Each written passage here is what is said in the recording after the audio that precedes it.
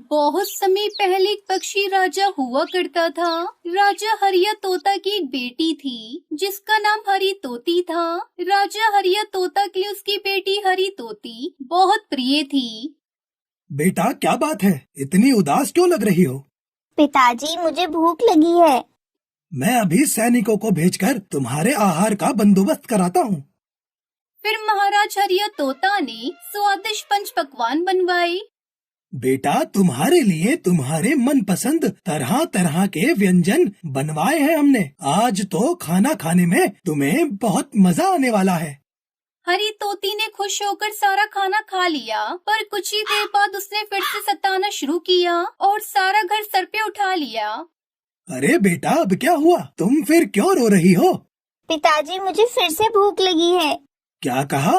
अगर मुझे जल्दी से खाना नहीं मिला तो मैं पागल हो जाऊंगी। ये कहकर हरी तोती जोर जोर से चिल्लाने लगी। तब महाराज हरिया तोता ने सैनिक कबूतर को बुलाकर जंगल में ऐलान करने के लिए कहा।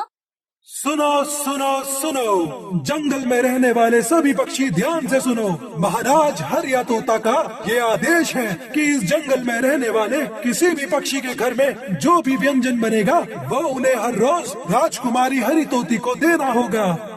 फिर जंगल में रहने वाले सभी पक्षी जैसे तैसे उनके आहार में से थोड़ा सा खाना राजकुमारी के लिए देने लगे, पर उसी जंगल में रहने वाली टुनटुनी चिड़िया कभी आहार लेकर नहीं गई। फिर एक दिन कालू को उसके घर आया और उससे कहा, टुनटुनी चिड़िया, क्या तुमने घोषणा नहीं सुनी?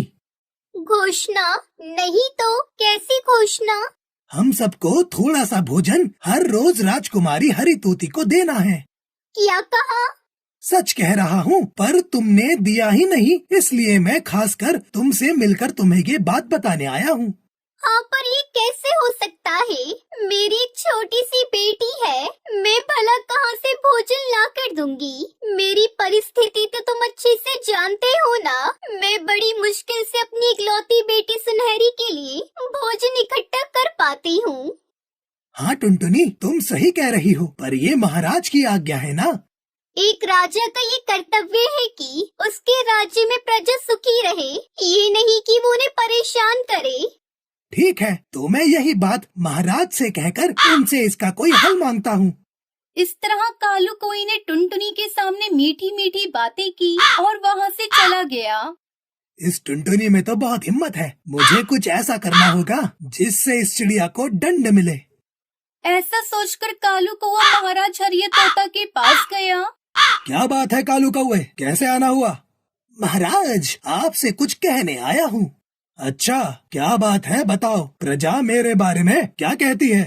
महाराज, प्रजा तो आपसे बेहद खुश है और आपकी की गई घोषणा का बिना चूके पूरी तरह से पालन कर रहे हैं। पर एक टुनटुनी चिड़िया है जो कहती है कि आपकी की गई घोषणा गलत है और आप एक बुरे राजा हैं। ये बात सुनकर राजा हरिया तोता को बहुत गुस्सा आता है। क्या सच में उस चिड़िया ने ऐसा कहा? अभी के अभी उस चिड़िया को मेरे सामने हाजिर करो। जी महाराज। कालू कौवा तुरंत वहाँ से निकला और सीधा टुनटुनी के घर पहुँचा। क्या हुआ कालू भैया, तुम फिर से क्यों आए हो? क्या बात है? दरअसल मैंने तुम्हारी परेशानी को महाराज के सामने रखा। महाराज ने तुम्हारी बात को गलत समझ लिया। मैंने उन्हें बहुत समझाने की कोशिश की, पर उन्होंने तो ठान लिया है कि तुम्हें दंडित करके ही रहेंगे। कालू कोई ने टुनटुनी चिड़िया के सामने ऐसा जताया कि जैसे वो उसका शुभ चिंतक हो। इस महाराज का बर्ताव तो किसी राक्षस से कम नहीं लग रहा है। मेरी सहायता करने की बजाय ये हमें परेशान कर रहा है। हाँ टुनटुनी चिड़िया, तुम सही कह रही हो, पर अगर महाराज ने तुम्हें सलाखों के पीछे बंद कर दिया तो तुम अपनी बेटी से कभी नहीं मिल पाओगी। नहीं, मैं अपनी बेटी के बिना नहीं रह पाऊंगी। तो इसलिए तुम्हें हर रोज राजकुमारी हरी तोती को भोजन देना ही होगा, वरना वो तुम्हें सजा देकर ही रहेंगे। नहीं कालू भैया, वो तो हरगिज नहीं हो पाएगा। अपनी मेहनत की हमें खुद खानी चाहिए। किसी और की मेहनत का खाने में उन्हें शर्म आनी चाहिए। मैं राजा की ये बात बिल्कुल नहीं मानूंगी। ये बात सुनकर कालू कौवा मनी मन बहुत खुश होता है और टुनटुनी चिड़िया से कहता है, मैं तो हमेशा तुम्हारे साथ ही हूँ टुनटुनी। अगर मैं कुछ कहूँ तो क्या तुम करोगी? हाँ हाँ करूँगी, बस मुझे इस परेशानी से निकालने का हल बता दो। इस सारी मुसीबत की फसाद तो हरी तोती है। तुम जाकर उस हरी तोती को मार डालो, तब हमें ऐसी कोई परेशानी नहीं होगी।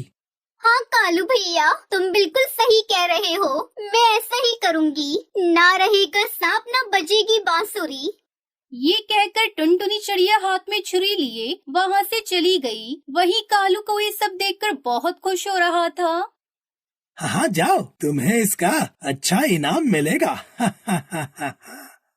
ये सोचकर मनी मन कालू को वो हंस रहा था। दूसरी ओर टुनटुनी चिड़िया महल पहुंचकर हरी तोती को छुरी से मारने ही वाली थी। तभी राजा हरिया तोता ने उसे ऐसा करने से रोक लिया। कौन हो तुम और मेरी बेटी को क्यों मारना चाहती हो? बताओ मुझे, वरना तुम्हें ऐसी सजा दूंगा कि तुम बहुत पछताओगी। महाराज मुझे माफ कर दीजिए, मैं गरीब मजबूर चिड़िया हूँ। मैं ये सब नहीं करना चाहती थी, लेकिन आपकी इस घोषणा के चलते मुझे ये कदम उठाने पर मजबूर किया। मेरे खुद के खाने के लाले पड़ रहे हैं। मेरी एक बेटी है जिसका पेट भरने के लिए मैं कड़ी मेहनत करती हूँ, फिर भी उसका पेट नहीं भर पाती। तो मैं आपकी बेटी को खाने के लिए क्या देती? तो मुझे कालू कोई ने सुझाव दिया कि मैं हरी तोती को मार दूं, जिससे ये परेशानी दूर हो जाएगी। ये बात सुनकर राजा हरिया तोता को अपनी गलती का एहसास होता है। साथ साथ उसे कालू कोई की टुनटुनी के खिलाफ साजिश भी समझ आ जाती है। वो कालू कोई को बंदी बना लेता है। इस कालू कौए को झूठ बोलने और गलत खबर देने के इल्जाम में फांसी पर लटका दो। कालू कोई को फांसी पर लटकाया गया। इस तरह कालू कोई ने अपनी जान गंवा दी और टुनटुनी चिड़िया अपनी बेटी के साथ खुशी खुशी रहने लगती है।